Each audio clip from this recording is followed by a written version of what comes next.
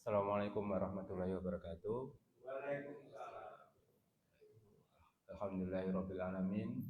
Wassalatu wassalamu ala asyrofil Rabbi firli wa li walidayya warhamhuma kama rabbayani shaghira.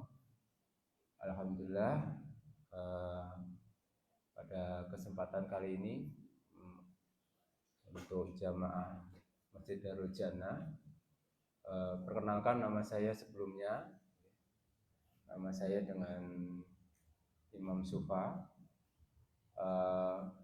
Saya alhamdulillah diamani sebagai dokter penyakit dalam di rumah sakit di Tulungagung.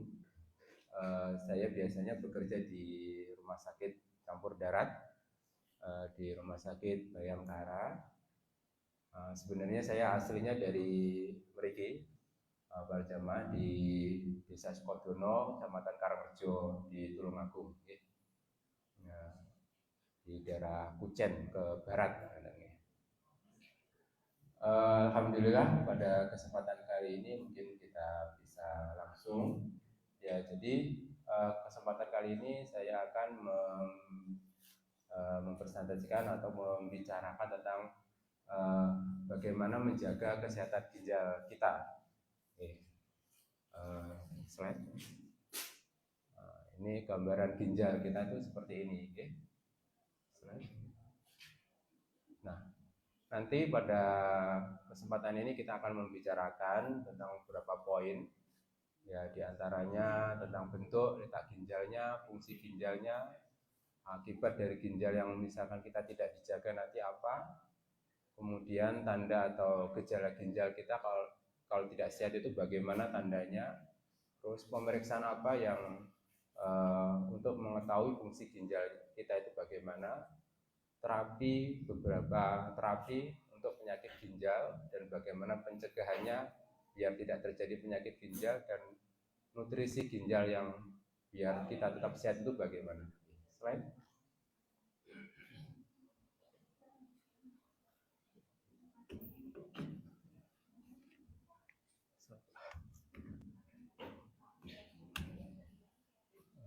Oke.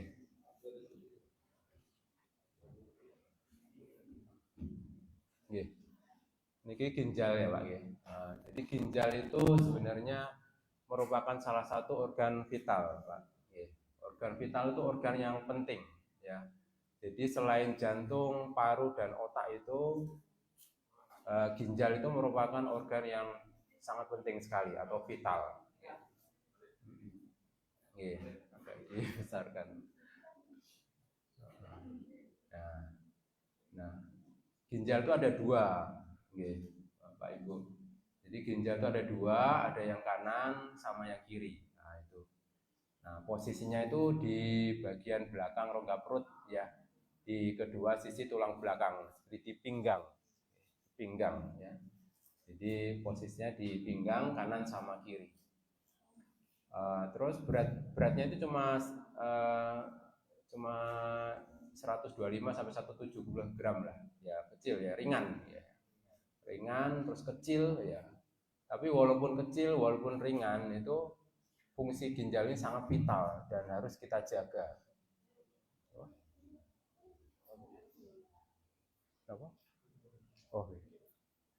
Jadi harus kita jaga walaupun kecil karena sangat vital sekali ini ginjal ini fungsinya. Ya, mari kita lihat fungsi ginjal itu apa aja ya. Walaupun kecil tapi saya sangat vital sekali. Nah, ini fungsi ginjal. Nggak kelihatan ya. Jadi fungsi ginjal itu yang pertama adalah dia itu sebagai sebenarnya filtrasi. Filtrasi itu sebagai penyaring. Ya, jadi dia itu fungsinya untuk menyaring dan membuang sisa-sisa kotoran yang ada di tubuh kita. Jadi dikeluarkan melalui kencing, ya namanya filtrasi. Jadi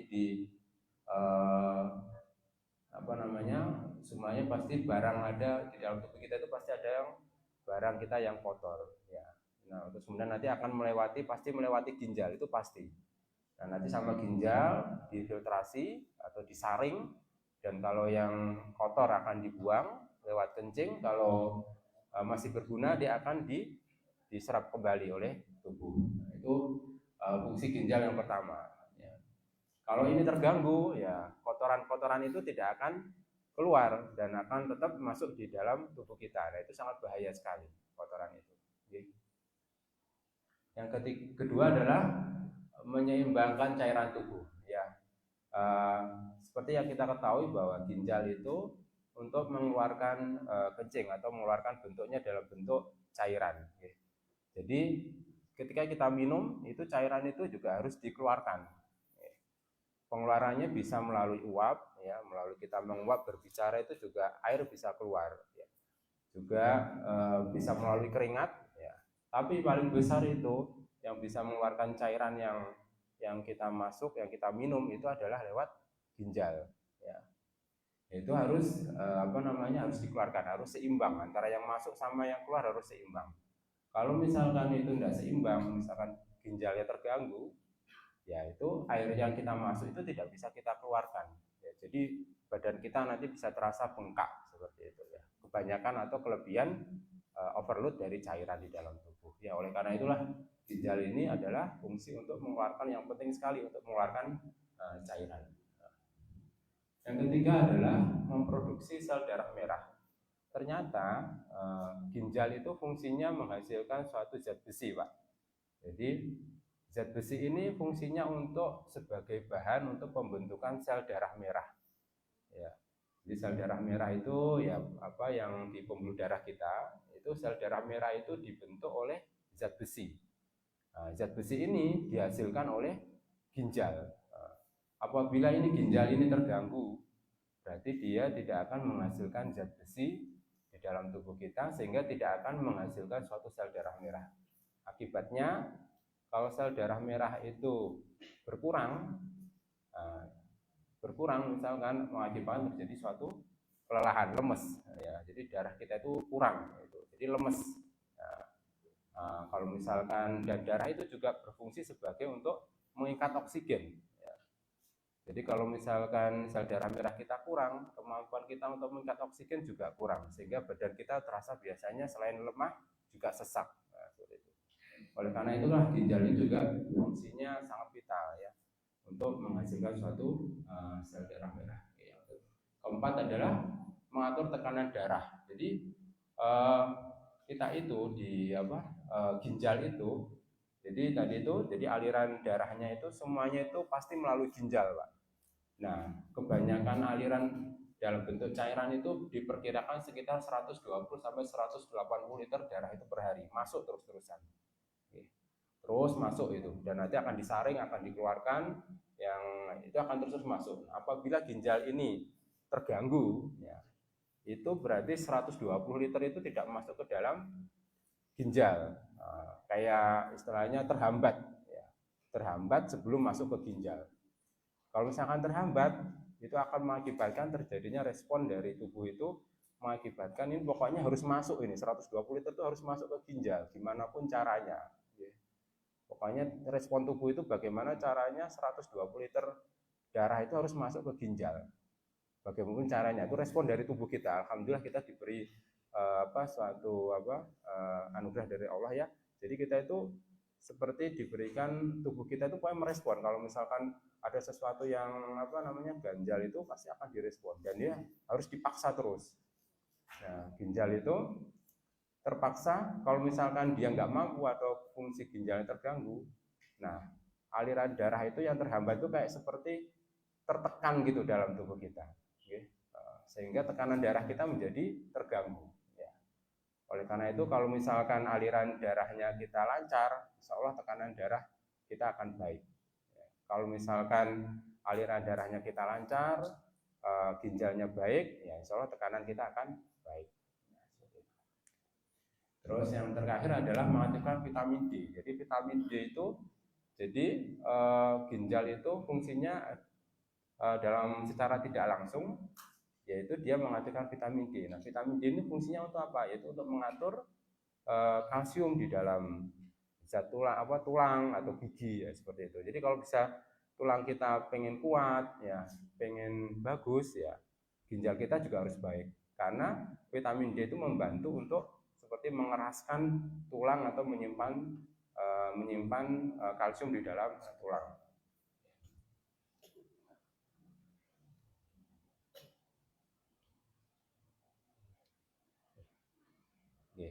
Itu ya.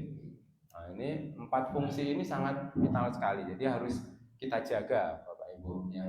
Jamaah kita harus jaga. Ini 4, belum yang lain mungkin mengatur elektrolit ya, belum membantu mengatur istilahnya mengatur keseimbangan asam basa ya, keseimbangan pernapasan, itu juga peran dari ginjal.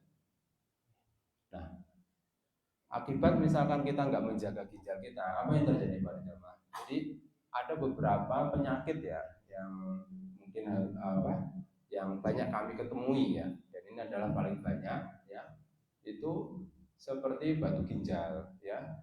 Yang kedua seperti polikistik ginjal ya, seperti ini ya. Nah, ini batu ginjal ya. Jadi batu ginjal itu ini ya Pak. Oh ya ini. Nah, ini tuh batu ginjal Pak. Jadi batu ginjal ini ginjal kanan sama kiri gitu. Ini kalau dibuka atau dibelah ya, itu ada namanya ginjalnya seperti ini. Ada namanya glomerulus ya, ada nefron-nefronnya ya. Di sini ada salurannya Pak. Biasanya ginjal batunya itu nempel di sini Pak, banyak ini.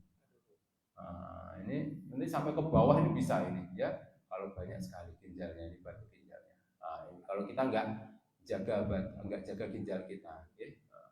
Terus apa lagi? Nah, itu misalkan ini juga namanya polikistik ginjal namanya. Ada benjolan-benjolan Pak. Ini benjolannya mungkin kurang jelas. Kalau ini yang normal ini Pak, ya halus ya, licin gitu ya, permukaannya licin halus. Tapi kalau kista itu benjol-benjolan Pak. Ya. Dan isinya adalah air ini Pak, benjolan ini.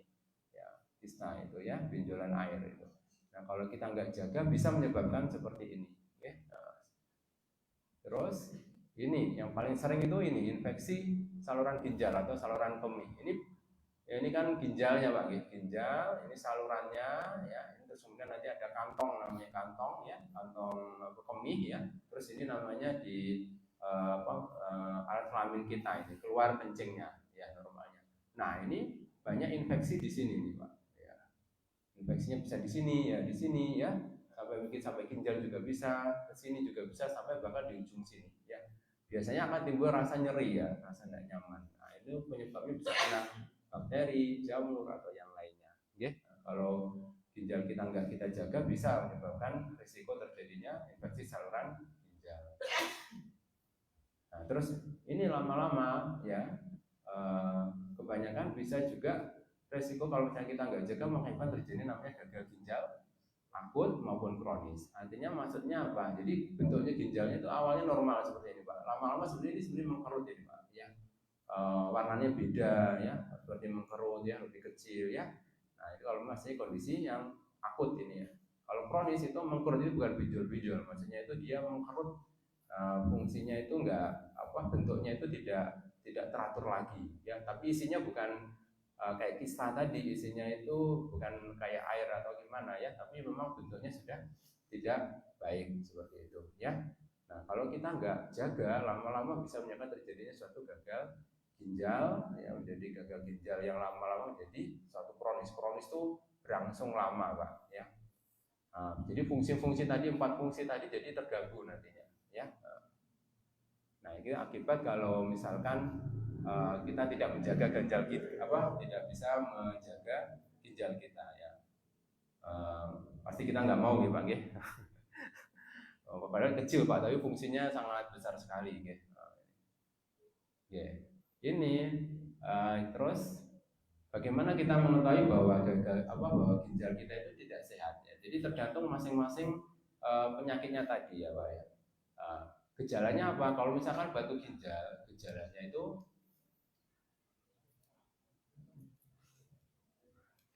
itu adalah batu ginjal itu kebanyakan namanya itu istilahnya kita kolik renal. Artinya kolik renal itu nyerinya itu hebat Pak. Biasanya di bagian samping atau punggung ya.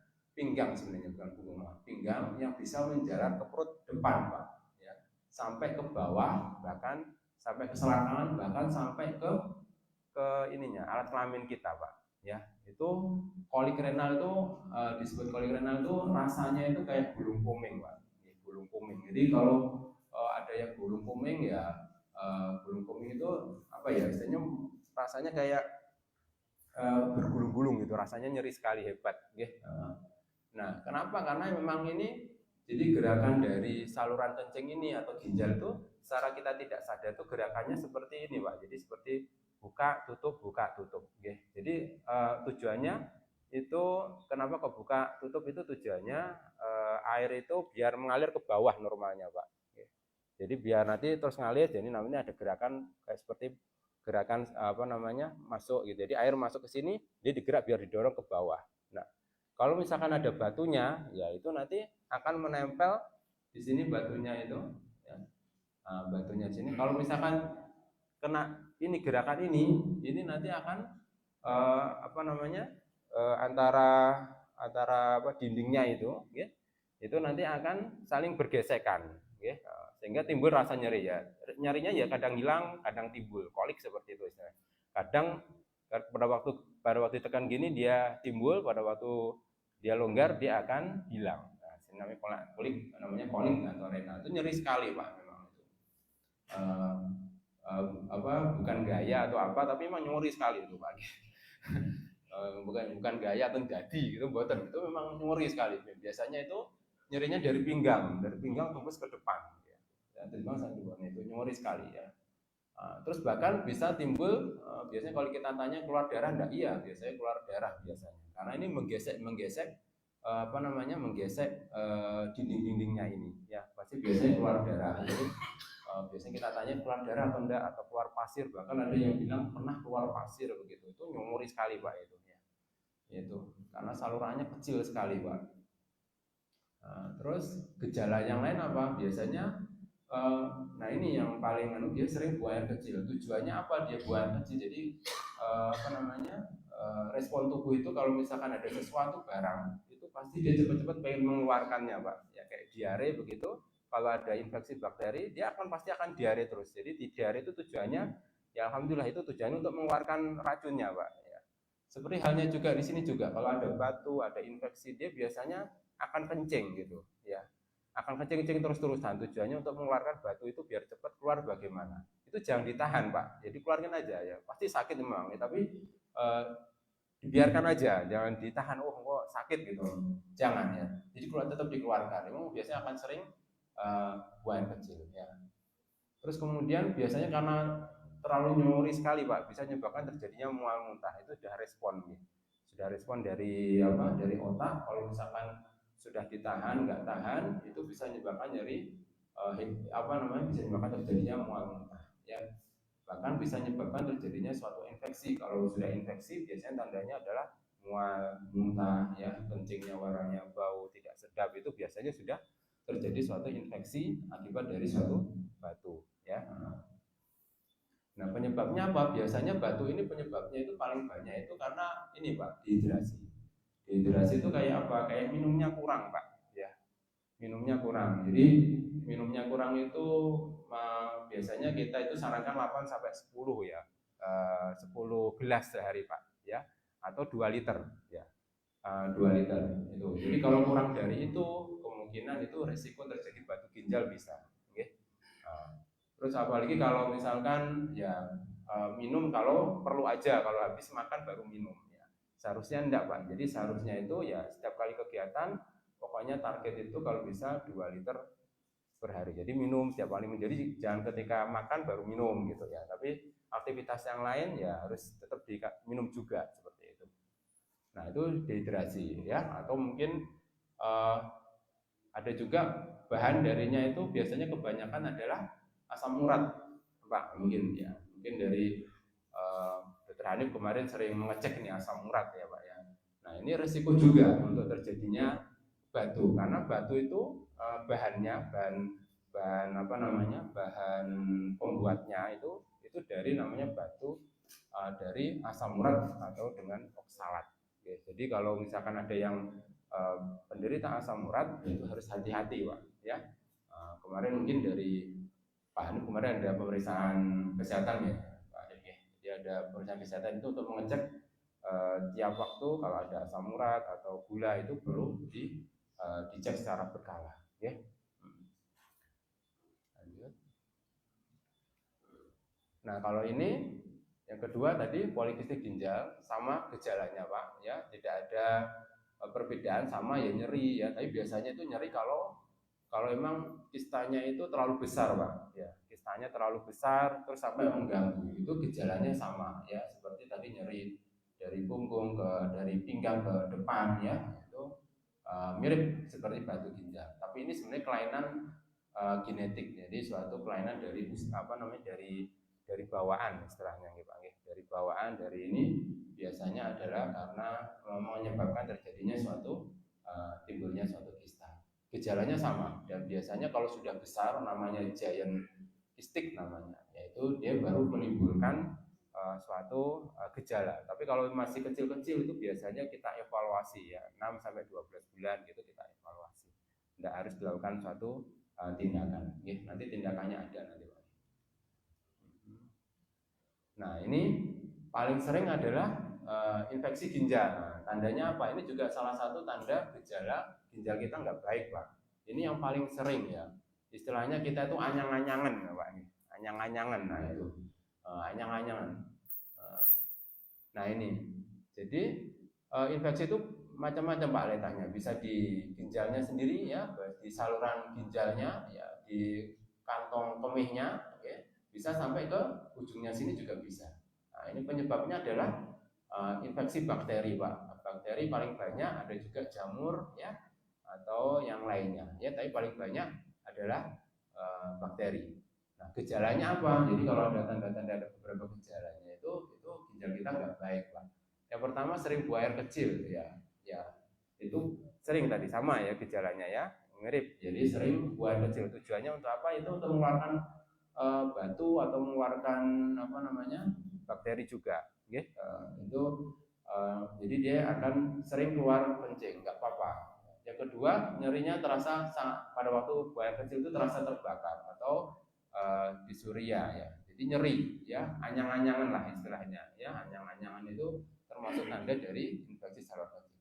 Ada juga tandanya itu pada waktu belum tuntas istilahnya ya, pada waktu udah kencing selesai tapi kok ada rasa yang mengganjel gitu ya.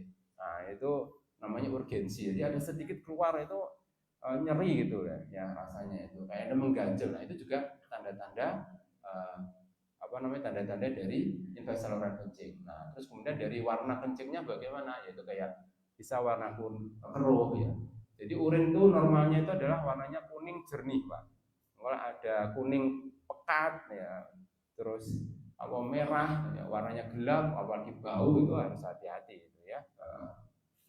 Nah, kalau sudah terjadi infeksi biasanya terjadi demam ya, demam karena sudah menyebar ke kemana-mana sehingga akan menimbulkan terjadinya keluhan di bagian perut seperti mual, muntah seperti itu. Penyebabnya apa? Jelas tadi minumnya kurang ya. Jadi kalau kita itu kebanyakan minumnya itu ketika kita kita makan aja ya, seharusnya ketika kita aktivitas yang lain kita juga harus minum ya, disambi minum ya. Minimal itu adalah 8 sampai 10 gelas per hari Pak. Tapi kalau bisa itu lebih, itu minimal Pak ya. Tapi kalau bisa itu lebih karena aktivitas kita itu beda-beda nih. Ada yang mungkin aktivitas kita yang sering mengendarai ya, itu berbeda. Itu 8 sampai 10 itu tidur istirahat Pak. Jadi istirahat. Jadi kalau aktivitas harus ditambah. Jadi ketika tidur itu atau ketika kita nggak beraktivitas itu minimal itu 8 sampai 10 gelas per hari. Gelasnya ya ini Pak, ini 200 cc ya Pak ya. 200 mili insya Allah ya. Jadi kalau misalkan 8 ya atau 10 sekitar berapa ya? 2 liter ya Pak ya. Insya Allah 2 liter ini. Ini cukup nanti di program, walaupun juga dalam kondisi biasanya kondisi puasa pun juga baiknya diatur sekitar 8 sampai 10 gelas per hari Pak. Ya biasanya nanti sebelum buka atau sesudah buka berapa ya, kemudian sebelum taraweh, sesudah taraweh gitu ya, sebelum buka, sebelum sahur, sesudah sahur. Jadi minimal adalah 8 sampai 10 gelas per hari ya. Ini nanti kalau enggak nanti akan menyebabkan terjadinya infeksi saluran kencing. Yang berikutnya adalah sering menahan kencing biasanya Pak ya. ya karena mungkin karena apa namanya ya tugasnya banyak, terus ini harus harus cepat dikerjakan, dikencing, nah, sampai nggak ada rasanya ya. Ya sampai tahan itu nggak bagus itu Pak ya. Itu nanti akan istilahnya akan terkumpul di sini dalam jangka waktu yang lama. Okay? Seharusnya kalau udah kencing memang harus dikeluarkan, jangan ditahan. Okay? Kalau mau sholat nahan gitu ya jangan ya. Terus biasanya ini pada wanita itu sering ditemui karena kurang bersihnya ya dalam membersihkan buang air kecil. Karena apa? Karena pada wanita itu antara saluran kencing, keluarnya kencing sama buang air besar itu berdekatan, Pak. Nah itu biasanya kalau membersihkan buang air besarnya enggak baik, itu bisa nanti masuk ke saluran kencingnya. Jadi sehingga nanti lama-lama bisa naik ke sini nanti ya, sehingga akan timbul akumulasi atau timbulnya infeksi, kumpulan infeksi. Jadi oleh karena itu biasanya kalau pada wanita baiknya memang membersihkannya yang baik ya. Biasanya selain wanita, terutama wanita hamil yang terus kemudian obesitas ya, itu yang berat badannya lebih ya, itu juga bisa resiko ya timbulnya suatu kumpulan infeksi. Nah ini gejalanya itu gejala ginjal itu masing-masing sebabnya. Nah ini Pak ya, yang terakhir ini tentang ginjal kita misalkan tidak sehat itu gejalanya bagaimana kalau sudah terjadi namanya gagal ginjal. Jadi gagal ginjal itu ada namanya akut sama kronis Pak. Kalau akut itu artinya tiba-tiba. Jadi fungsi ginjal kita itu tiba-tiba tidak berfungsi seperti tadi ya, mengatur membuang racun ya, mengatur airnya tadi ya, menghasilkan itu tiba-tiba itu terganggu dalam kondisi yang tiba-tiba. Kalau kronis itu biasanya akan secara bertahap dia fungsinya terganggu selama 3 bulan atau lebih. Jadi fungsinya tadi seperti memfiltrasi, menyaring racun ya, membuang membuang kelebihan cairan, mengatur tensi itu dalam waktu lebih dari 3 bulan terganggu. Biasanya tandanya apa Pak? Ini berkurangnya produksi urin, bahkan tidak bisa menghasilkan kencing. Jadi urinnya itu tidak keluar, ya. Urinnya tidak keluar. Okay. Akibatnya urinnya tidak keluar, misalkan kita minum yang banyak yang tadi, akibatnya terjadi pembengkakan Pak. Biasanya pada kaki awalnya, terus ke perut, ya bahkan ke seluruh tubuh. Ya karena kencingnya nggak bisa keluar, ya. Jadi yang kita minum kalau misalkan sampai 2 liter kita minum, dia nggak keluar sama sekali, ya bengkak badan kita. Jadi biasanya kita kurangi minumnya. Akibat dari bengkaknya itu sampai bisa sampai ke paru-paru atau ke jantung, ya sehingga jantungnya itu seperti kelelep gitu Pak, ya. Jadi timbul sesek napas ya. Jadi orang sudah bengkak kakinya, perutnya bengkak sehingga bisa menimbulkan jantung sesek. Ya. Lama-lama apa? Ya lelah, ya. Karena oksigen yang masuk akibat sesek tadi lama-lama pasien menjadi kelelahan. Nah, lama-lama akan mengganggu terjadinya gangguan irama jantung, ya. Jantungnya tidak berfungsi sebagaimana mestinya. Nah, ini dari Kemenkes ini Pak, ya. Ini penyebab penyakit ginjal itu apa aja, ya? Paling banyak itu penyebabnya adalah diabetes dan non diabetes gitu. Jadi penyebab utama kita itu adalah diabetes mellitus Pak, ya, itu DM atau penyakit kencing manis. Mungkin banyak ya kita jumpai nih Pak, ya, penyakit diabetes ini. Yang kedua adalah hipertensi Pak, ya, tekanan darah yang tinggi terus-terusan, baik karena karena kita kurang aktivitas atau mungkin karena dari keturunan, ya, itu salah satunya adalah hipertensi, ya. Diabetes sama hipertensi itu ya ini mengganggu kemampuan dari aliran darah menuju ke ginjal Pak, ya. Jadi kalau gulanya terlalu tinggi, ya, nah itu dia menghambat aliran darah di pembuluh darah kecil itu di ginjal terganggu sehingga lama-lama nanti ginjal jadi rusak, ya. Ini juga kalau tekanan darahnya terlalu tinggi terus, ya, ginjal itu awalnya itu sebenarnya mampu Pak awalnya itu, Awalnya itu kayak ibaratnya kayak kolam itu dikasih lele, sebenarnya kolam itu apa maksimal itu cuma 100 ekor lele. Terus kalau misalkan ditambah 200 ekor lele, kolam itu sebenarnya masih bisa nahan, ya, masih bisa kita tahan apa? Kolam itu masih bisa nahan. Ditambah 300 lele, kolam itu masih bisa nahan juga, Pak, ya dengan kemampuannya. Namun apabila lebih dari 500, kolam itu lama-lama nggak bisa menahan, Pak. Nah, itulah lama-lama nanti kalau tekanan darahnya terlalu tinggi, tensinya sampai 200 sampai 180, itu lama-lama juga akan merusak dari ginjalnya itu, ya. Nah, hati-hati Pak untuk tensi ini Pak, karena tensi ini namanya tuh silent, disebut dengan nama silent killer. Jadi dia itu tidak ada keluhan apa-apa, ya, tidak ada pusing, tidak ada pokoknya jagoan lah gitu, gitu. Tapi tiba-tiba ginjalnya langsung rusak, bisa Pak, gitu. 200, tensinya 200, tidak ada keluhan apa-apa, tiba-tiba bengkak kakinya, kencingnya tidak bisa, ya, terus kemudian sesek, itu bisa, itu akibat dari tensi.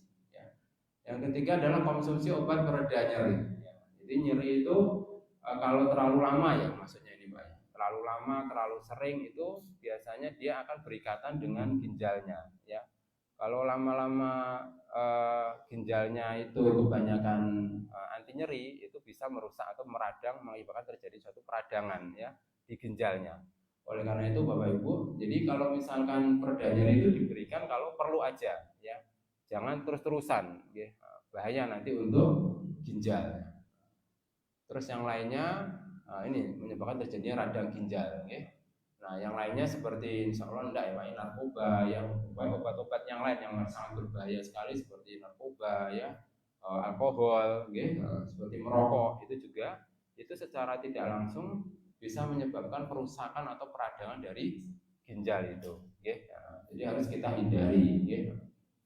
Nah, kalau yang lain, penyebab yang lain seperti riwayat keluarga, ya, seperti kelahiran prematur, ya itu nggak bisa kita hindari Pak. Tapi yang ini yang di atas ini insya Allah masih kita bisa hindari, okay? Seperti kecelakaan nggak mungkin kita hindari, okay? Pasti. Terus kemudian beberapa penyakit seperti ya ini seperti lupus, AIDS, hepatitis, ya itu nanti bisa mempengaruhi terjadinya juga peradangan ginjal secara tidak langsung.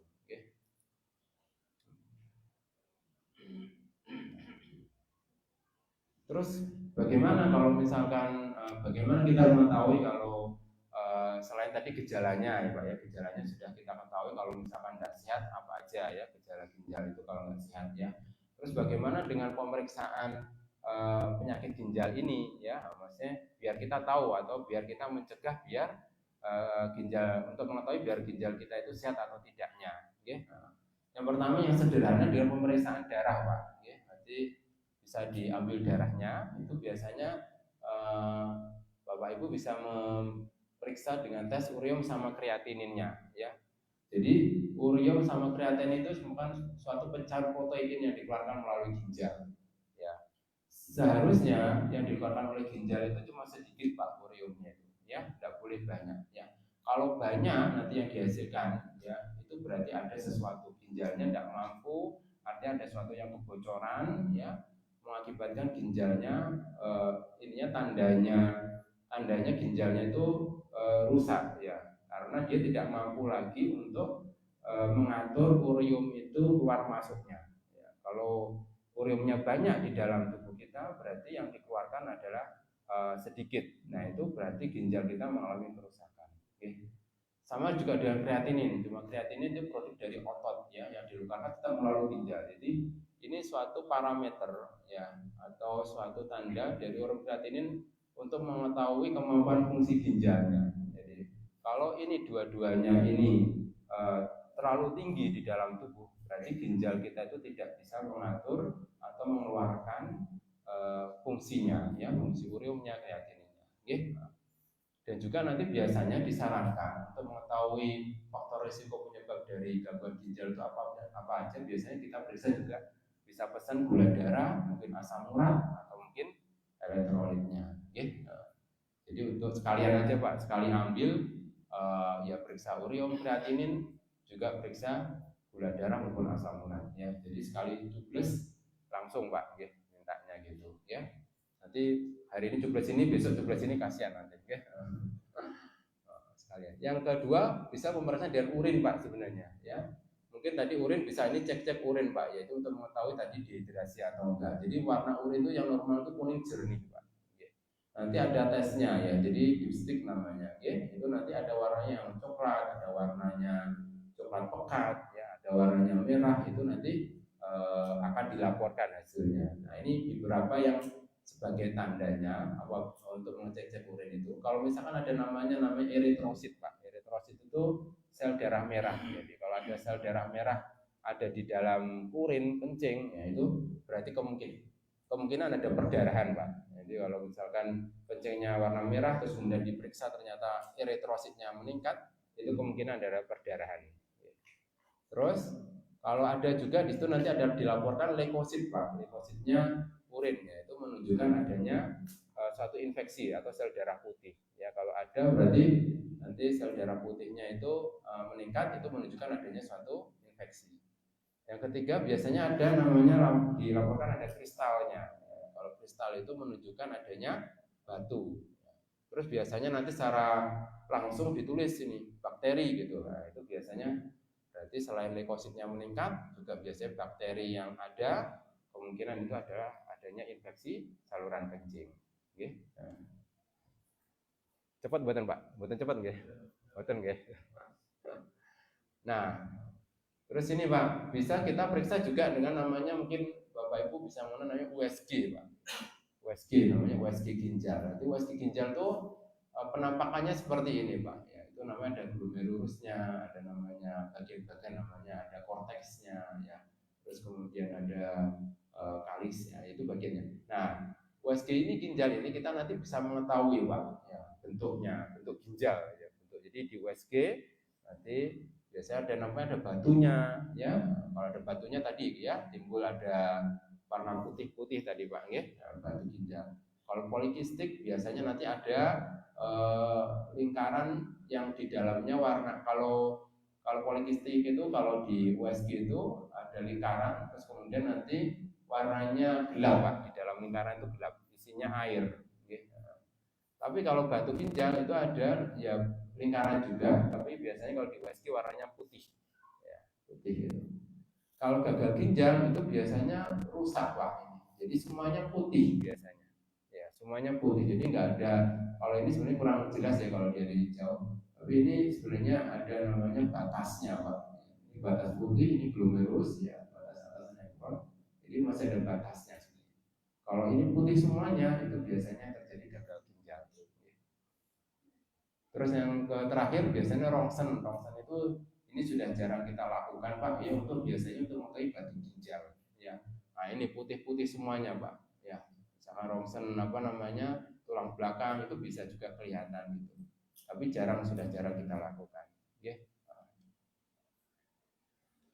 Nah kalau untuk terapinya tadi ya seperti batu ginjal, polikistik biasanya kita kolaborasi atau bekerja sama dengan bedah urologi. Nah sementara kami biasanya menangani bagian infeksi saluran kencing atau ginjal, ya, terus kemudian gagal ginjal atau maupun kronis bagian dari penyakit dalam. Ya.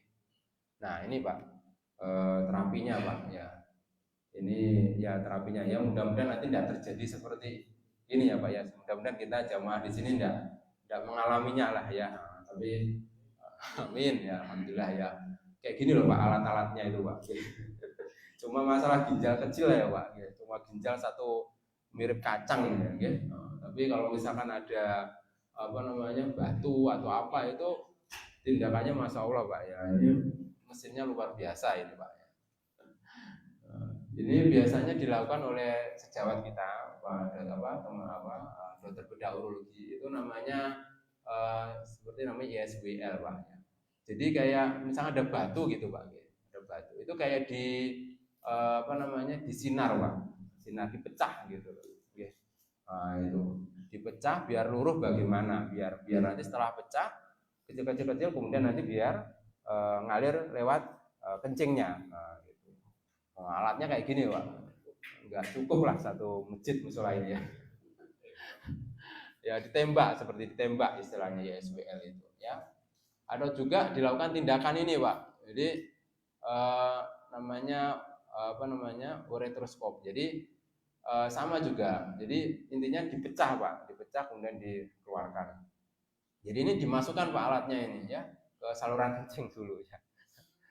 Saluran kencing ya sakit ya mungkin ya Pak ya. Tapi mungkin nanti dari data bedah urologi nanti biasanya dilakukan ini apa pembiusan ya.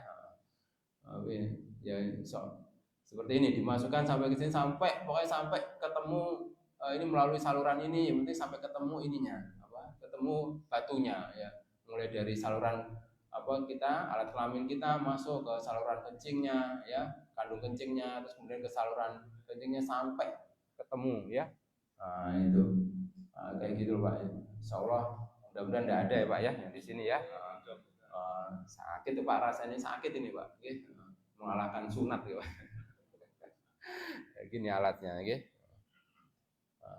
ini untuk pengenalan Pak untuk wawasan kalau di apa namanya kayak gini loh apa namanya kalau kita nggak menjaga ginjal kita resikonya ya seperti ini bukan menakut-nakutin Pak gitu. Tapi ngeten-ngeten ini ya tapi untuk pengetahuan biar kita saling menjaga saling mengingatkan bahwa ginjal itu seperti ini ya resikonya kalau sakit. Nah, kalau polikistik ginjal itu ya ini biasanya oleh bedah urologi ya. Nah, itu tadi sudah saya sampaikan kalau misalnya masih kecil biasanya bisa sembuh sendiri kemungkinan ya Pak ya. Oleh karena itu biasanya dievaluasi 6 sampai 12 bulan gitu ya. Terus tindakannya apa biasanya? Itu biasanya namanya sklerotropi artinya dikeringkan Pak kistanya itu ya sampai mengering. Tadi kan isinya air-air ya. Nah, kista itu isinya air ya. Jadi dikeringkan nanti ya namanya sklerotropi ya. Terus atau juga bisa dioperasi Pak ya, operasi ya. Biasanya operasi kalau operasi itu apa namanya ya kalau besar mengganggu sekali itu dioperasi biasanya giant namanya giant kistik jadi giant itu besar raksasa biasanya akan dioperasi okay. Nah ini kebanyakan adalah yang infeksi ginjal ya Pak ya kalau infeksi ginjal kalau tadi terapi dari polikistik, kalau ini terapi dari infeksi ginjalnya, ya tetap kita menggunakan antibiotik Pak, karena penyebabnya adalah infeksi bakteri tadi ya, yang sering anyang-anyangan tadi, sering apa kalau kencing nggak tuntas ya, itu. Terus kemudian kita kasih obat pereda gejala, ya nyeri kalau nyeri kita kasih obat nanti. Tetap kita suruh air minum Pak, ya, disuruh minum, tetap disuruh minum sampai lapas 10 gelas, nggak usah takut. Nanti kencing-kencing gimana dok ya? Enggak apa-apa, biarin kencing ya, ditahan ya, nanti minum obat anti nyerinya ya. Bahkan kita sarankan loncat-loncat Pak, ya, loncat-loncat ya, biar keluar ya, infeksinya biar keluar ya. Jangan tambah ditahan, jangan minta dok ini kan kadang ada yang minta dok ini biar kencing saya apa nggak keluar bagaimana? Jangan minta kayak gitu ya, nggak apa-apa, keluarin aja ya, nanti sambil kita kasih obat anti nyeri, ya. Karena kalau nggak dikeluarkan nanti ya numpuk terus infeksinya, okay? Jadi harus tetap minum, nggak apa-apa kencing-kencing itu nggak apa-apa, harus tetap minum ya. Minimal itu 8 sampai 10 gelas ya. Ini dalam kondisi istirahat nih Bang ya. Kalau kondisi aktivitas harus lebih dari itu. Ya. Nah ini Pak, ini bagian kami biasanya kalau sudah terjadi apa namanya ginjalnya sudah nggak bagus ya, bisa maka terjadinya gagal ginjal namanya Pak. Ini ngertos dengan ini kenapa? Mesin cuci darah, masya Allah Pak ya. Padahal tadi ginjal kita ukurannya cuma sedikit Pak, juga kacang Pak. Ya. Tapi ini alat cuci darah Pak. Ini ginjal kita sebenarnya segini Pak. Sebenarnya. Ginjal kita itu sebenarnya satu mesin ini Pak. Jadi satu ginjal itu ya, ini oleh manusia itu dibuat ini ya segini anunya Pak besarnya. Jadi apa namanya betapa hebatnya ya yang Maha Kuasa itu ya membuat ginjal yang kecil aja itu fungsinya luar biasa. Dan manusia ini ribet ini apa ya jadi kabel tok ya rasanya. Ini kabel atau apa? Mudah-mudahan tidak ada ya Pak ya di sini ya. Mudah-mudahan sehat semuanya Pak. Nah, ini kalau ini aduh Pak kalau sudah pasien itu kalau sudah mengalami ini Pak ya sudah istilahnya sudah kayak pasrah Pak, depresi ya setiap hari. Ini itu dilakukan 2 kali seminggu biasanya Pak ya, Senin Kamis atau 2 kali seminggu. Untuk apa Pak? Ini jadi kerjanya dia itu Pak. Tadi kan kalau udah ginjalnya rusak itu kan pasti darah itu kotor Pak. Ya. Karena kalau ginjalnya bagus kan darah itu yang apa yang kotor itu pasti dibuang gitu. Nah kalau ginjalnya rusak sudah gak berfungsi berarti darah kita itu kotor Pak. Nah oleh mesin cuci ini darah ini dikeluarkan Pak, keluarkan. Nah, dikeluarkan dari sini biasanya kalau nggak dari paha atau dari tangan sini kalau sudah ya sudah namanya afisan sudah terbentuk ya. Nah ini dari sini. Nanti dikeluarkan ini Pak darahnya Pak, dikeluarkan. Kemudian nanti dicuci di sini, di laundry istilahnya ya. Yang tadi isinya racun, isinya kotoran-kotoran yang nggak ada gunanya nanti di laundry istilahnya di racun apa dicuci. Nah, nanti keluar nanti dalam bentuk yang bagus nanti dimasukkan lagi ke sini lagi Pak. Ya, ini kayaknya sepertinya di sini pokoknya atau mungkin di sana anunya ya alatnya ya. Intinya saling ini, pokoknya ada yang keluar, intinya kemudian dicuci, kemudian dimasukkan lagi ya. Itu dalam waktu sekitar biasanya 2 sampai 3 jam. Ya, kalau apa namanya kondisinya baik. Oke. Ini juga bisa mengeluarkan kalau misalkan apa namanya istilahnya bengkak, badannya bengkak, itu juga bisa Pak dikeluarkan nanti lewat di sini. Ya, diperes gitu ya. Istilahnya diambil airnya, diperes kemudian dikeluarkan ya. Nah, itu bisa juga. Nah, seperti ini Pak ya. Ini alat mesinnya yang ini harganya itu luar biasa Pak ya. Bisa 1 M-nya Pak ya. Ya, ini satu apa namanya alat namanya alat hemodialisa ya, yaitu ya masya Allah ya kita diberikan ginjal itu ya makanya kita harus kita jaga Pak, okay? Jangan sampai masuk ke tahap seperti ini. Nah ini juga Pak, ini sama. Jadi tapi kalau ini bisa di rumah Pak, ya, ini namanya juga namanya CAPD ya, Continuous Ambulatory Protein Disease. Jadi dia itu bisa kalau tadi kan itu harus di kalau itu kan biasanya ini di rumah sakit Pak. Ya, kalau ini kan di rumah sakit ya kalau cuci darah. Kalau ini bisa di rumah Pak. Nah, itu apa namanya bisa di rumah ini. Jadi cuci darahnya bisa di rumah ya. Jadi ini masukin ini namanya cairan dialisat namanya Pak. Dialisat itu cairan yang digunakan untuk menyerap air, bisa menyerap racun juga bisa. Ya. Nah, jadi nanti ini cairan ini masuk ke dalam sini Pak, dimasukkan ke dalam tubuh kita ya lewat peritoneal atau apa namanya saluran apa perut sini. Nanti dia itu akan menyerap racun-racun yang di apa namanya racun di dalam tubuh diserap, kemudian nanti akan dikeluarkan di sini Pak. Nah, dikeluarkan ya. Nah, nanti masukin lagi serang masuk banyak Pak ini ya. Itu berapa botol ini banyak itu biasanya satu dirjen apa satu dirigen itu pasien itu bawa gitu Pak biasanya kalau ambil di unit hemodialisis itu berapa gitu untuk berapa bulan gitu dibawa gitu banyak Pak kayak dirigen gitu ya. Nah, ini repot Pak sebenarnya kelihatannya enak memang repot tapi ya ini ngatur sendiri ya, ini harus dibuka sendiri dikeluarkan sendiri ya, ini nanti dibantu intinya harus dibantu ya masukinnya siapa gitu ya. Ya repot ini tapi ya emang ya apa namanya harus sabar ya makanya jangan sampai kita repot gitu Pak ya atau merepotkan orang tua kita atau merepotkan yang lainnya oleh karena itulah makanya dijaga nanti ginjal kita gitu. Nah ini namanya terakhir ini yang lagi booming namanya transplantasi ginjal Pak. Jadi transplantasi ginjal itu ginjal dari orang lain ya atau dari itu dimasukkan ditempelkan di sini Pak. Jadi ginjal kita ini kan awal ginjal pasien ini sudah rusak Pak.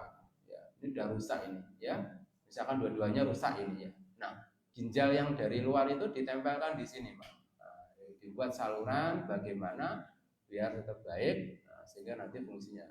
Nah ini biasanya kita kerjasama dengan dokter bedah urologi ya ini tapi transplantasi ginjal itu juga nggak sembarangan Pak artinya namanya ginjal dari luar itu kan asing ya Pak ya jadi suatu benda asing namanya benda asing itu kalau kita masukkan ke dalam tubuh kita itu tuh kayak dianggap musuh gitu benda asingnya itu ya jadi pasti nanti ketika dimasukkan itu pasti nanti ada respon menyerang ya menyerang apa namanya benda asing itu ya. Ketika diserang itu biasanya yaitu apa namanya kita kasih untuk apa namanya untuk menekan itu ya. Oleh karena itu biasanya yang transplantasi ginjal ini adalah yang benar-benar mirip ya, benar-benar mirip darahnya ya, golongannya ya, golongan darahnya itu mirip dengan pasiennya ya. Biasanya kita ambil dari keluarga terdekat ya, biasanya mungkin pamannya, mungkin orang tuanya, bahkan juga kemarin itu ada orang tua yang mendonorkan untuk anaknya ya, gitu ya, subhanallah ya. Nah, ya gara-gara anaknya ya apa namanya ginjalnya sudah tidak bisa diselamatkan lagi. Ya, alhamdulillah masih ada orang tuanya yang memberikan suatu apa namanya ginjalnya yang masih bisa berfungsi. Masih ada waktu? Sudah? Hah? Masih? Oh, tanya jawab. Disambut saja tidak apa-apa. Atau satu ini ya sudah. Oke, monggo. Udah. Oh, udah. Ini aja ya sebentar ya. Satu aja ini ya. Oke. Jadi dari Kementerian Kesehatan ini sudah disingkat ya. Jadi cara mencegah biar tidak terjadi gagal ginjal kronis itu apa? Yang pertama adalah rajin beraktivitas fisik dan olahraga agar keadaan tetap bugar. Jadi kita olahraga ya Pak ya. Maksudnya olahraga itu bisa 30 menit setiap hari atau 150 menit per minggu ya. Itu tujuannya untuk apa Pak? Ya tujuannya untuk tadi terutama nggak apa-apa orang yang hipertensi, diabetes itu tujuannya untuk apa Pak? Ya, biar pembuluh darahnya kita itu tidak kaku Pak ya. Jadi aliran darah ke ginjal kalau kaku itu juga nanti akan lama-lama mengganggu ginjalnya ya. Oleh karena itu dengan adanya olahraga ya, dengan aktivitas istilahnya tidak boleh mager gitu, tidak boleh ya, istilahnya tetap beraktivitas ya, tetap gerak, tetap obah ya, itu pembuluh darah kita itu bisa tetap istilahnya nggak kaku ya. Kalau kaku ya kayak pipa gitu kaku ya, nanti lama-lama apa namanya mengganggu aliran darahnya ke ginjalnya ya. Jadi harus gerak ya. Yang kedua, menjaga agar kadar gula darah tetap normal. Ini harus dicek, terutama yang penderita diabetes. Okay? Itu harus dicek kalau gula darahnya tinggi, tadi bisa menghambat aliran darahnya ke ginjal, ya, sehingga ginjalnya lama-lama kalau aliran darahnya ke ginjalnya terganggu, ya lama-lama ginjalnya juga akan rusak nantinya. Tekanan darahnya kita harus tetap menjaga tetap tekanan darah yang normal, ya. Jadi sudah kami sebutkan, menjaga berat badan ideal, ya, seperti misalkan kayak obesitas begitu ya. Ya obesitas itu juga lama-lama itu mengganggu juga kemampuan aktivitas dari pembuluh darahnya. Okay? Nah ini di apa tetap warnanya warnanya minum air putih 8 sampai 11 gelas per hari. Ini minimal ya Pak ya. Minimal nih ya, baiknya dirutinkan ya. Kalau bisa kalau aktivitasnya lebih itu lebih dari itu. Yang lainnya tidak merokok ya, itu pasti tadi ya, kayak merokok, alkohol ya, itu bisa mengganggu peradangan di ginjalnya. Terus kemudian periksa fungsi ginjal secara berkala ya, tadi ya seperti ureum, kreatinin ya, itu biasanya kita sarankan tiap 3 bulan sekali ya, apalagi kalau usianya di atas 40 sampai 45 ya. Nah, itu baiknya 3 bulan atau 6 bulan sekali. Kemudian yang terakhir tidak mengkonsumsi obat anti nyeri ya dalam jangka waktu panjang ya, yaitu ya kalau nanti akan menyebabkan terjadinya peradangan di ginjalnya. Jadi kalau anti nyeri kalau minum kalau perlu aja, kalau nggak perlu jangan diminum. Mungkin itu dari saya, sebenarnya ada untuk ininya nutrisinya, tapi tidak apa-apa nanti sambil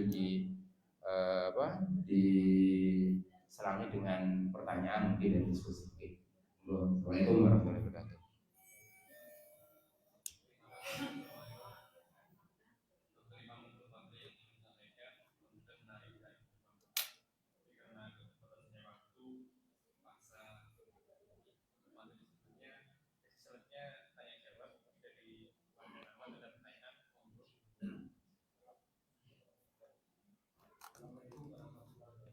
Wassalamualaikum.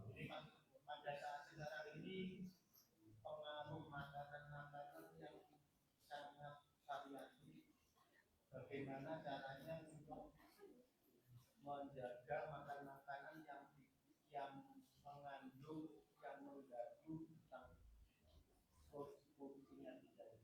Oh, Dan okay. kita harus menambah makan makanan. Oh, okay. Lanjut. Langsung ada. Oh iya, dah boleh. Jawab dulu. Mau dijawab dulu. Ya. Ya sebenarnya kalau ini pertanyaan untuk slide berikutnya, sebenarnya kalau untuk gizi nutrisi biar kita tetap sehat ya Pak. Nah, ya intinya kita itu tidak boleh berlebih istilahnya Pak. Ya. Berlebih itu semuanya itu makanan kita kan ya baik sama halal, tapi jangan sampai berlebih ya. Artinya boleh kita makan gula atau mungkin apa namanya makan garam gitu, tapi juga harus jangan berlebih ya. Nah ini kalau ini cuma tips dari saya Pak ya. Jadi namanya kalau istilahnya itu kan kita banyak mengandung, tadi kan penyebabnya kebanyakan adalah diabetes sama tensi gitu Pak. Maka kita harus mengelola diabetes sama tensinya itu tersebut ya biar tidak terjadi kerusakan ke ginjalnya ya. Nah harus kita kendalikan diabetes sama tensinya ya. Kalau dari makanan itu biasanya kita dari Kemenkes namanya G4, G1, L5 ya. Jadi gulanya itu cuma 4 sendok makan Pak sehari gitu ya. Sehari 4 sendok ya. 4 sendok itu sekitar kalau di itu sekitar 50 gram gitu ya. Kemudian garamnya itu cuma 1 sendok makan Pak itu sehari. Artinya ya sayurnya ya apa sayurnya itu pokoknya sehari itu cuma segitu ya. Itu cuma 1 sendok makan garamnya ya. Jangan lebih ya, apalagi diangat-angatin besok kurang garamnya air dimasukin lagi ya. Besok lagi masih enak dimasukin garamnya lagi biar awet ya. Wah itu nanti lama-lama itu rasa asin itu hambar Pak kalau yang ditambah-tambahin tidak ada rasinya. Ini ada batas kayak batas ambang. Kayak orang Padang itu uh, kalau pedesnya cuma dua dua apa dua sambal apa dua lombok itu nggak terasa Pak ya. Sama dengan nanti kalau baru 3 atau 4 itu mungkin baru terasa ya kalau orang Padang gitu ya. Tapi masing-masing ya Pak.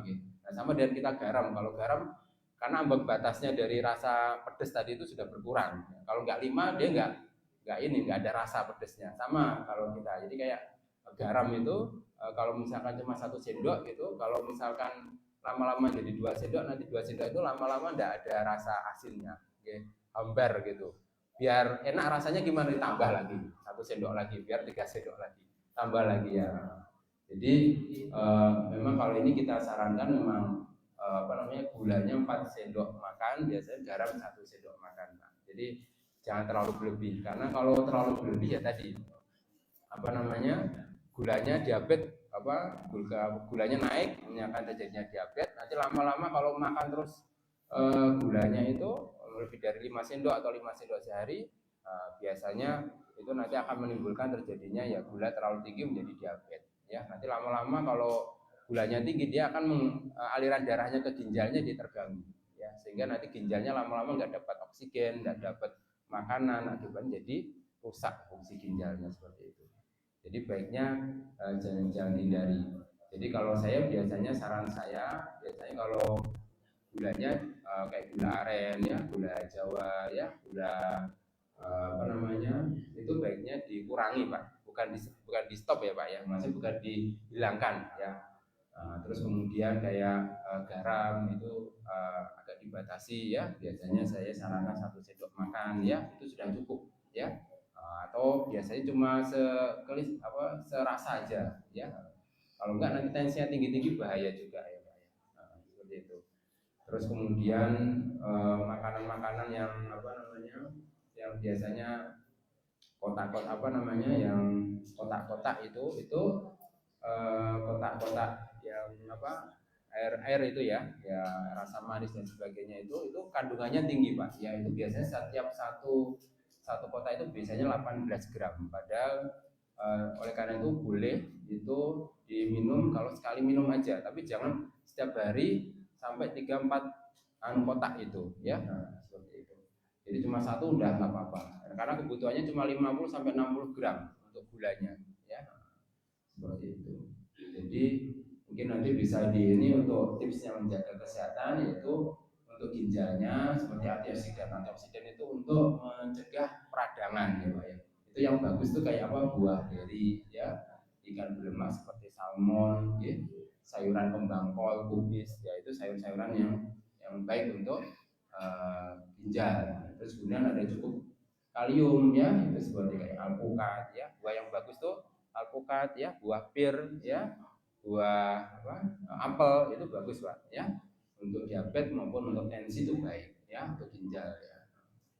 Yang penting itu Pak, membatasi asupan garam dan makanan olahan yang tinggi natrium ya. Kebanyakan itu kayak sosis ya, kayak apa namanya ya, makan istilahnya fast food ya. Itu juga banyak garamnya, yaitu kan tuh misalkan besok nggak kejual, dikasih biar enak, tetap kasih garamnya ditambah lagi, biasanya seperti itu. Tapi itu intinya kita tetap mengurangi ya Pak ya. Nanti ini bukan untuk melarang jualan itu ya Pak ya, nanti takutnya saya sama UMKM nanti dia. Tapi maksud saya harus menjaga agar tidak terlalu berlebihan. Boleh enggak apa-apa makan misalkan mie rebus gitu ya, enggak apa-apa satu mangkok gitu. Tapi tidak boleh misalkan 3 kali sehari atau mungkin setiap hari mie rebus terus ya, itu jangan, karena itu mengandung kandang natrium yang tinggi. Mungkin seminggu sekali enggak apa-apa ya, seperti itu. Intinya kita tidak menstop atau tidak tidak melarang untuk makan minum seperti biasanya, tapi harus dikurangi ya. Okay.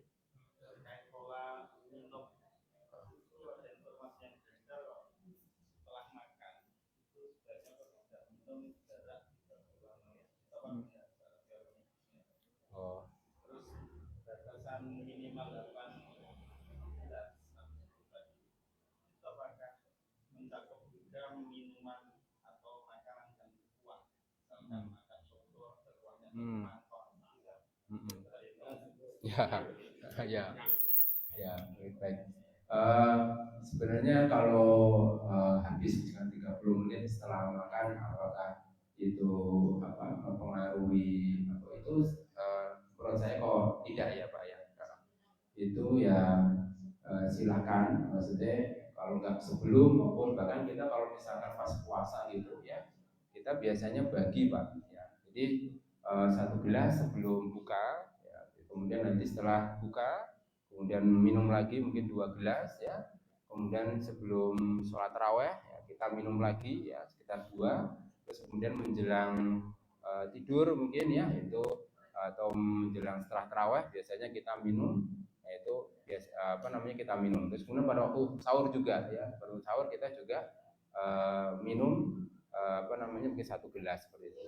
Jadi tidak ada istilahnya mengganggu, minum itu mengganggu mungkin mengganggu pencernaan ya, nah itu enggak. Tapi mungkin kandungannya Pak ya, misalkan contohnya gini, kita makan, habis makan kita minum teh gitu ya. Nah teh itu mengandung namanya zat tanin ya. Zat tanin itu mengikat zat besi di dalam makanan, itu baiknya enggak boleh ya, baiknya pakai air putih ya. Jangan pakai teh gitu ya. Biasanya kita kebanyakan kan pengen enak lega pakai es teh gitu habis makan. Baiknya itu jangan, karena teh itu mengandung zat tanin yang mengikat zat besi di makanannya. Nah itu mungkin kandungannya seperti itu. Terus kemudian kayak susu gitu ya, habis makan susu ya, itu kan susu itu ya termasuk lemak Pak ya, tapi walaupun baik. Nah itu kalau misalkan kita makan berbarengan atau berbarengan itu takutnya nanti kalau nggak kuat bisa menyebabkan asam lambungnya meningkat Pak ya, karena terlalu berlebih, dan kalau susu kan perlu waktu untuk mencernanya seperti itu. Terus yang terakhir tadi, oh ya jumlahnya, sebenarnya jumlah dari kalau dosis dari minum ya Pak, yaitu sekitar 30 sampai 50 mili ya, mili per kilogram berat badan per 24 jam sehari. Jadi sekitar 30 sampai 50. Jadi kalau misalkan rata-rata ya Pak, berat badan kita 50, itu sekitar 1.500 ya sampai 2.500 ya, itu per 24 jam ya. Itu silahkan dibagi, tapi itu dalam kondisi istirahat Pak. Istirahat itu ya tenang, duduk kayak gini ya. Tapi kalau aktivitas sebaiknya ditambah Pak ya, ditambah, misalkan biasanya kita sarankan ditambah 500 cc, 500 mili ya. Nah, tadi itu kalau misalkan 30 ya Pak ya, berarti kan kalau dikalikan 50, ini cuma rata-rata 8 gelas itu rata-rata 50 ya, 50 kilo. Dikalikan 30 berarti 1.500 sebenarnya Pak. 1.500 per 24 jam. Nah, itu kan baiknya ditambah aktivitas. Aktivitasnya itu sekitar 500-an Pak biasanya. Jadi rata-rata sekitar 2 literan Pak untuk ininya ya. Jadi kalau 2 liter itu per gelasnya itu kan per gelasnya itu sekitar 200 cc atau mungkin sekitar 200 cc. Jadi sekitar perkiraan 8 sampai 10 gelasnya. Kalau mau naik kuah-kuah ya enggak apa-apa Pak. Yang penting minimal baiknya kalau saya sarankan itu tetap 8 gelas itu atau 10 gelas itu pakai air putih. Sisanya itu silakan pakai kuah, pakai biasanya mungkin dari buah-buahan ya, misalkan buah semangka atau buah mengandung air itu kayak buah pepaya ya. Nah, itu di luar dari 8 sampai 10 gelas ya. Tapi minimal pokoknya 8 10 gelas baiknya apa namanya harus ada setiap harinya ya, selain kayak kuah, selain kayak gitu ya. Karena apa namanya itu ya, itu biasanya sulit kita diingatkan sama minum ya daripada makanan ya. Makanya minum itu pokoknya ketika kita aktivitas istirahat ya tetap minum baiknya seperti itu. Oh ya, kopi. Baik. Kopi itu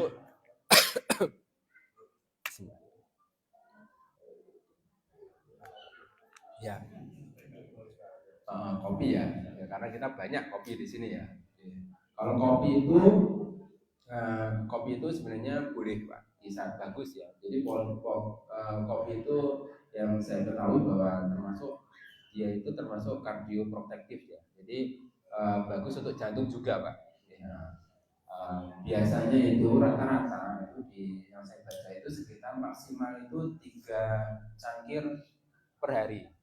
Tapi itu tergantung dari masing-masing ya, rata-rata itu maksimal itu 3 cangkir per hari, tapi tergantung dari masing-masing pasien atau masing-masing orang ya. Nah, kalau sampai timbul misalnya 1 cangkir kok sampai timbul terjadi debar-debar ya, terus sampai kencing banyak sekali, itu harus sudah cukup segitu ya. Jadi jangan ditambah lagi ya, tambah 2 3 nanti tambah misalnya kencing-kencing terus ya, terus debar-debar, itu yang nggak baik ya. Nah, kalau misalkan kencing-kencing terus namanya diuresis Pak ya. Itu diuresis itu kencing-kencing karena akibat dari kafein yang ada di apa namanya di kopinya itu ya. Kalau nanti kebanyakan masuk ke ginjal, dan ginjal itu kayak diperes terus-terusan gitu ya, disuruh bekerja sehingga mengeluarkan kencing yang banyak ya, itu lama-lama nanti akan mengganggu juga. Jadi baiknya kopi itu secukupnya Pak ya, cuma 1 gelas saja atau mungkin 2 gelas silahkan, tidak apa-apa, karena efeknya dari kafein itu bisa mengakibatkan terjadinya namanya diuresis atau pengeluaran kencing yang berlebih ya. Kalau kencing yang berlebih terus lama-lama jadi apa Pak? Dehidrasi ya.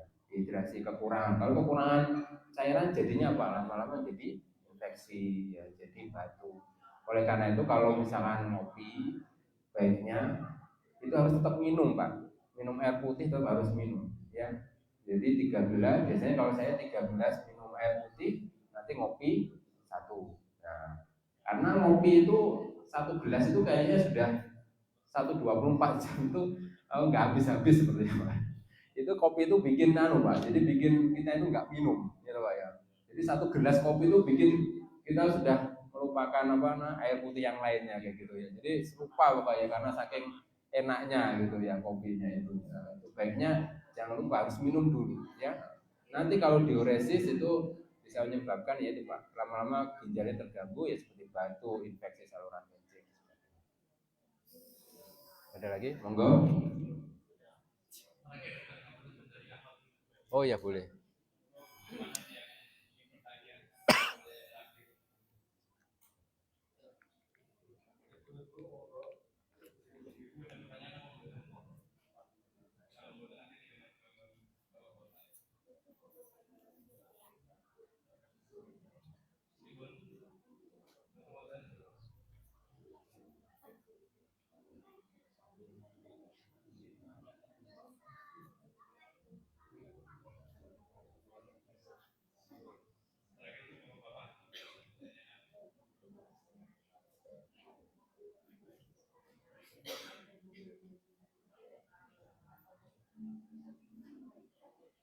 Assalamualaikum warahmatullahi wabarakatuh. Salam. Saya itu kalau malam sering banget buang air kecil. Tapi saya sudah cek gula darah 141, tapi tidak puasa. Gitu. Gimana untuk supaya cek gulanya? Ya, malam bisa 5 kali, 6 kali bisa. Saya itu pernah sampai 7 kali. Oh, oke. Oke.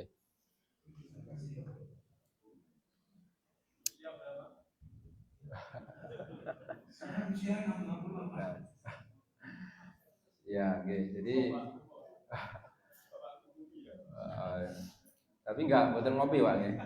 Buatan nggih. Ada tensi buatan. Ada tensi inggil buatan. Obat tensi. Oh. Oh gitu. Ya. Oke. Biasanya banyak faktor ya Pak ya untuk apa tidak bisa kencing. Apa kencing berlebih itu bisa banyak faktor ya.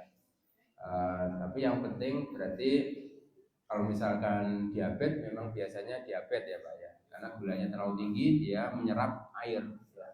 Sehingga nanti airnya gampang keluar dan biasanya kejadiannya malam hari ya, itu jadi bolak balik ke kamar mandi ya, tidur ke kencing terus tidur lagi, kencing lagi, tidur lagi ya, itu biasanya namanya poliuri ya kalau gejala diabetes ya.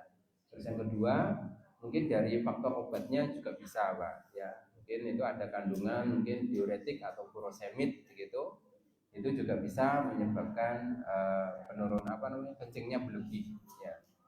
Terus yang ketiga biasanya tapi nggak minum kopi ya Pak ya, bisa karena kopi juga bisa ya, karena kopi ya itu mengandung kafein yang bisa menyebabkan terjadinya diuresis ya.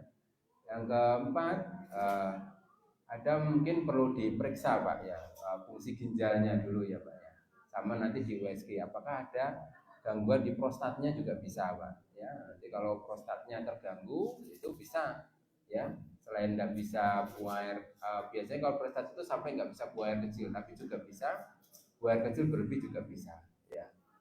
Terus baiknya mungkin perlu di USG mungkin Pak ya, sama tes fungsi ginjalnya dulu Pak ya, apakah ada kelainan di situ enggak Pak.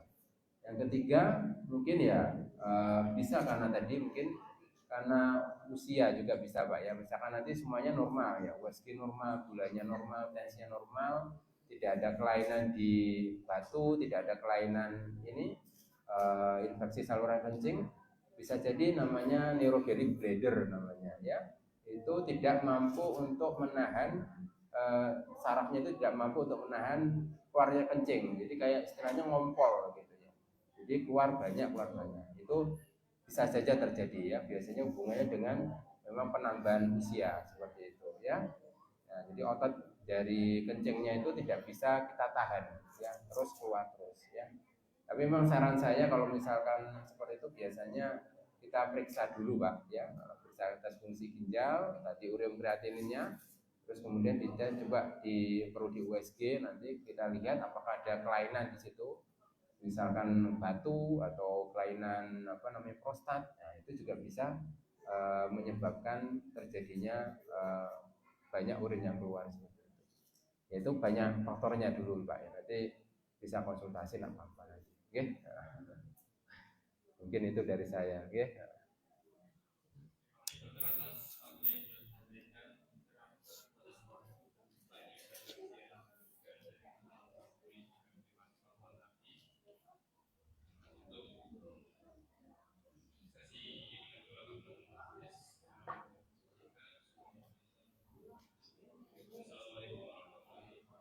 Waalaikumsalam.